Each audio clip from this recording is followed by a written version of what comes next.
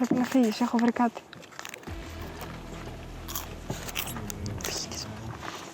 Είμαι εγώ η τυχερή. Αποκλείεται. Μου γέλασε εμένα η τύχη. Τύχη 100% ήταν. Νιώθω λες ότι τρώμε βασιλόπιτα τώρα. Και περιμένω να βρούμε Παιδιά, το μένα έχει φλουρί. μια πέτρα μέσα. Το λατάκι μου το πιάζει κάποιο.